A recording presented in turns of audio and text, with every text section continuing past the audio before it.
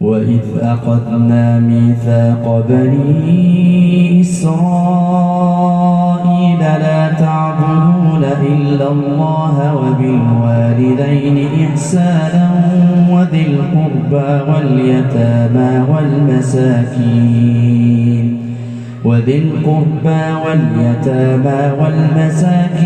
وقولوا للناس حسنا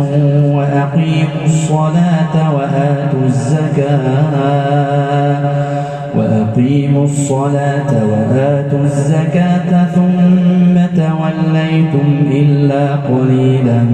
منكم وأنتم معرضون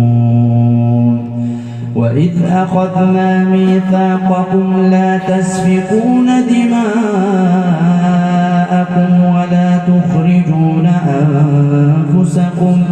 ولا تخرجون أنفسكم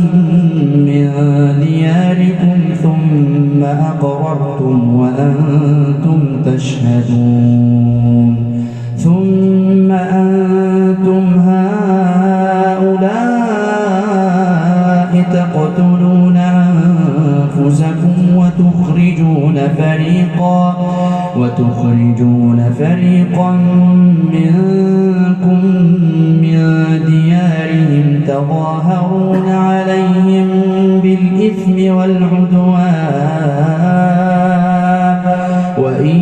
يأتوكم أسارى تفادوهم وهو محرم عليكم إخراجهم أفتؤمنون ببعض الكتاب وتكفرون ببعض فما جزاء من يفعل ذلك منكم إلا خزي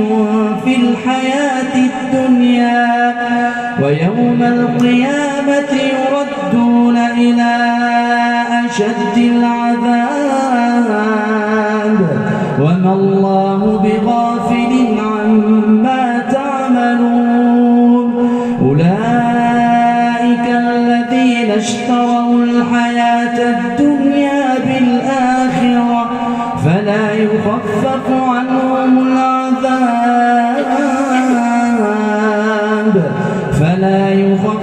عنهم العذاب ولا هم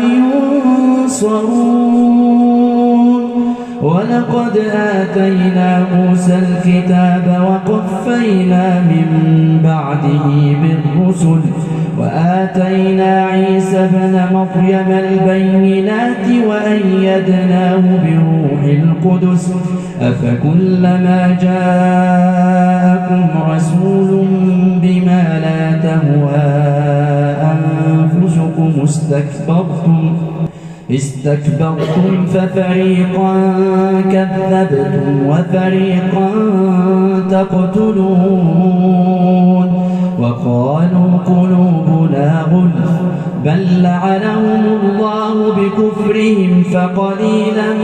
ما يؤمنون ولما جاءهم كتاب من عند الله مصدق لما معهم وكانوا من قبل يستفتحون على الذين كفروا فلما جاءهم ما عرفوا كفروا به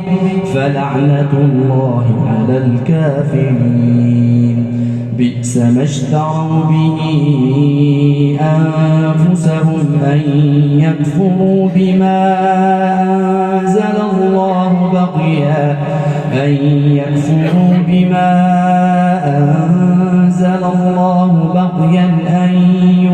ينزل الله من فضله على من يشاء من عباده فباءوا بغضب على غضب وللكافرين عذاب مهين وإذا قيل لهم آمنوا بما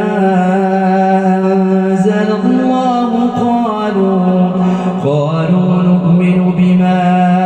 أنزل علينا ويكفرون ويكفرون بما وراءه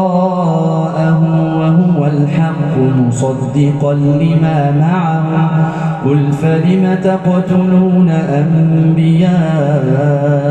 الله من قبل إن كنتم مؤمنين